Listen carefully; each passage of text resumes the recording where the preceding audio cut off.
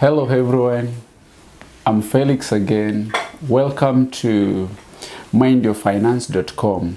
Today I want us to talk about how to manage your net income. And as I quoted last time, it is true that money can't buy happiness.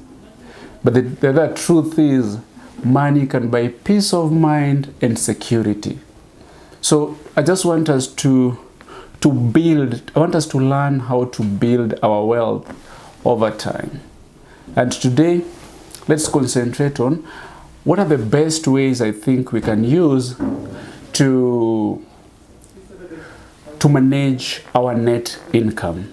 And I'll come up with a rule or a formula which I've been using myself, which is a 20, 30, 50 formula. That is what I use myself to manage my resources. Welcome. The number one thing I'll talk about the 20%. 20% of your net income should go to your savings and savings stroke debt. And why do I say stroke debt? Stroke debt because debt gives us that weight. There's a weight which when you owe so many people money or you have a lot of debt, you'll feel that there's a weight on you. So if you are in debt already, then you need to save towards clearing that debt. Yeah? So 20% of your net income should go to your savings. And what do you save for? These savings, I'm saying, you need to have things like emergency fund, which many people ignore, but it is so important for every individual to have emergency fund. Because sometimes maybe you don't have money, then an emergency happens, because nobody plans for emergency. But then if you are a good financial manager, or if you learn and understand your finances so well, then you'll put mechanisms to help you, to leverage you when the unexpected happens, or when you have an emergency. So you need to save towards your emergency fund. Then you need to save. These savings can take care of your credit cards as well. Then if you just graduated and you've not cleared your student loan, this savings, which is 20% of your net income, can even go to taking care of your student loan. Because so many people ignore that, but the truth is you need to pay that student loan, which is bothering you. And again, this 20% would help you when you retire. You must start planning for your retirement as early as now, because if you don't plan for it right now, then what will happen is that when at your old age, you'll really struggle, you'll really suffer. So you need to balance yourself so well and ensure that the minimum you send to your savings account is 20%. And I started with this 20% before I go to the 30% bit of it, because you can't save last. Saving must come first. So you ensure that whenever you get your income, then out of that net income, before you start spending, before you pay other bills, ensure that you send the 20% straight to your savings account. Irrespective of the method you're using, maybe you have a mutual fund or you have a SACCO which you're using to save. Irrespective of whatever means you're using, ensure that you send the 20% of your net income or more to the savings account. Stroke clearing of debt. I'll go to number two. Number two, I'll talk about the 30% of your net income. The 30% of your net income should take care of your wants. Yeah, that is the 30% of your net income should take care of your wants. And what are these wants? These are things you desire, but you can live without them. You can do without them, but you really desire them. They make your life so comfortable. You really desire these things. And I'll give you examples. Things like paying for Netflix. The truth is you can live without Netflix, but you desire to have Netflix because it gives you some comfort, and we can't rip you off that comfort or that desire, but ensure that you don't use more than 30% of your net income to take care of these wants. Things like Netflix, shopping for clothes or nice shoes, because different people have different expensive habits. Like maybe me, if my most expensive habit is buying good shoes, then whenever you see good shoes, you'll want to buy them.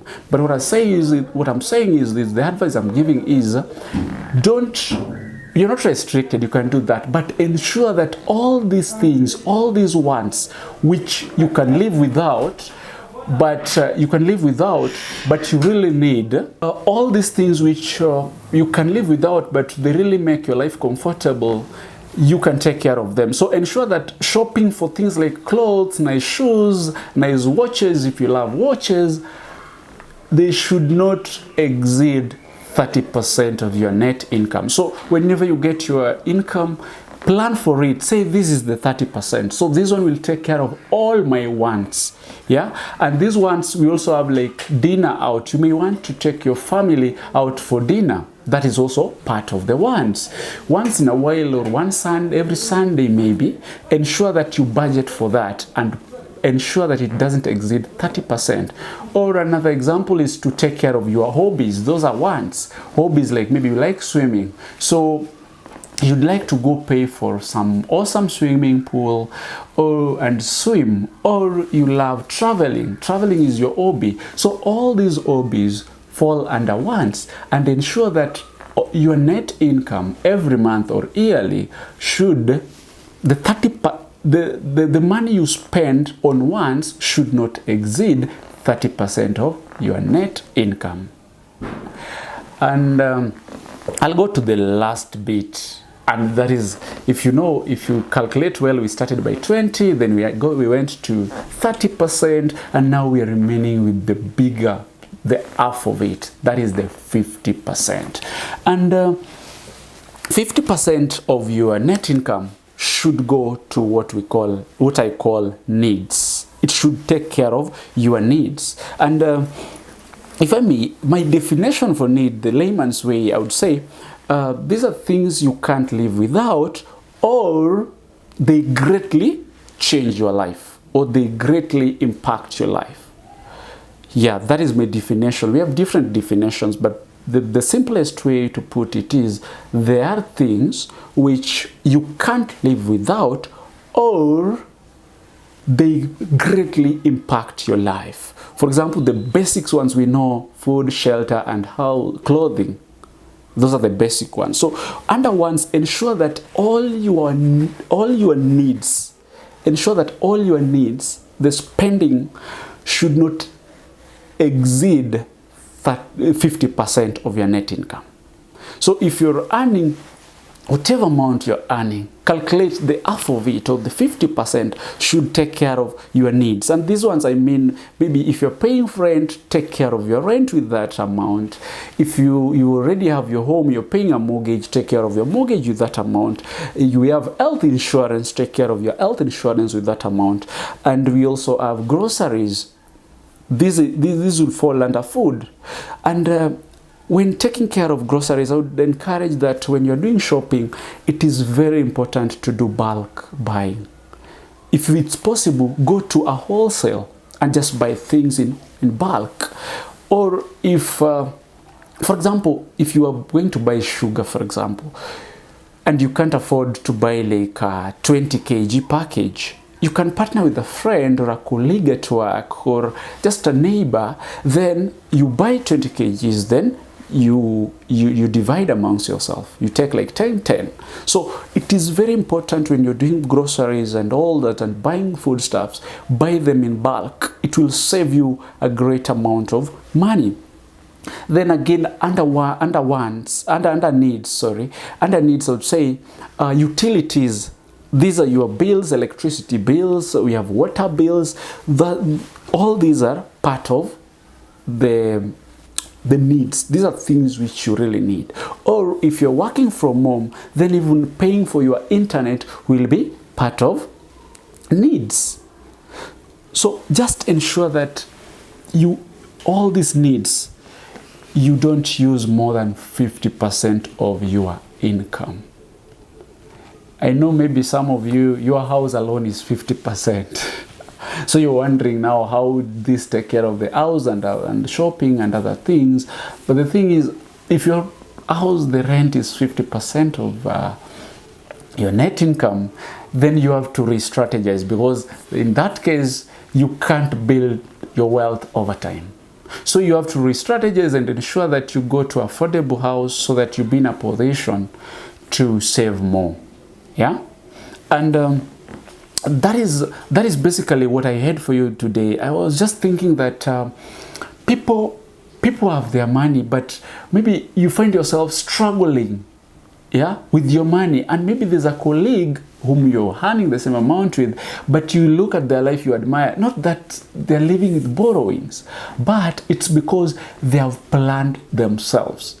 So this is my formula, which I call the 20-30-50 formula, but you can as well modify this, you can personalize this, you can make it suit your own needs. For example, if you're somebody who can save, you may say, I save 20% of my net income. But to you, you don't have a lot of wants, because I said that 30% goes to my wants. So you would say your wants would take like 10%, then reduce the other amount, take the rest percentage, like the other 10% or 20%, bring it to savings and clearing of debt. Yeah, so you can modify, you can personalize this. You can personalize this formula I do use to suit your own needs. It is not, you're not restricted. I'm just sharing what I personally use and what has worked for me and what is working for me. So you can as well take this and personalize it. And because the topic we're talking about generally is personal finance when I introduced it. And personal finance, I said, it is personal. Whatever works for you may not work for me. So I may have this my formula, but then according to you, you can modify, you can personalize this formula. You can use it as a guide and increase some percentages and reduce some. So I encourage you to personalize it. And all this we are doing, our main goal is to build and accumulate wealth over time. Because if you don't do that, then in future, your future or your life might be not the way you'd want it to be. And that is all I wanted us to share today. And I would encourage all of you that try this. This one has worked for me. Try this and you'll give me feedback. So if you have a topic you'd want us to talk about, you can comment below. Maybe you want us to talk about a mortgage, for example. You want us to talk about something. Is it okay to, whatever topic you want us to discuss, you can comment it below so that we can share as a family. So thank you so much, and I don't have much to say. If you find this helpful, I know you do, then don't stay with information alone. Share with somebody so that you can grow together. If you're like 10 friends, don't want to grow alone. That one you'll not go far. Grow with your group, your family, your friends, so that they don't be a burden to you. So share with a friend, share with the family, so that we can learn together. Stay tuned. Till next time, I'm grateful. Subscribe below. Bye till next time.